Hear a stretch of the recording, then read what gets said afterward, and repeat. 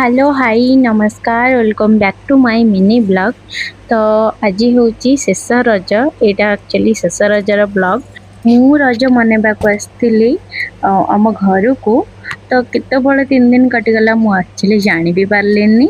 तो जेहेतु आज चली जी मो मम्मी बहुत दुख होता तो से मो मन पसंद खाइबा टी बनईदेव बोली मत से कहला। तो एत गरम लगुला तो फास्ट मु लस्सी बनई नेली।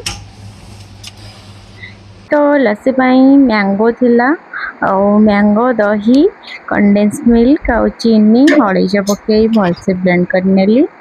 ताकू चाहिए तुम ठंडा पानी दे पी पार तो आईसी पके पी पार तो बहुत टेस्टी लगे एक्चुअली। तो खरा दिने ट्राए करेंगे सतरे बहुत मस्त लगे।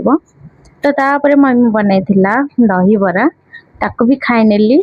तापर आमर झरका मम्मी लगे पोई शाग तो ताकू एति बड़ हो गला पोई शाग।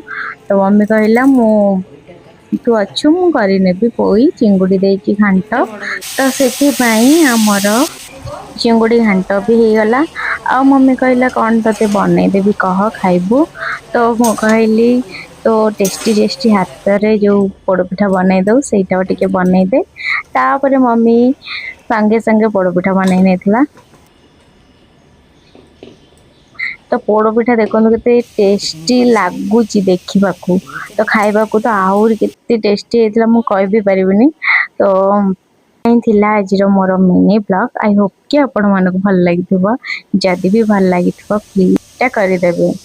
तो देखो केते टिम टिम लगुच ये पोड़पिठाटा खाइबा भी से टेस्टी होता।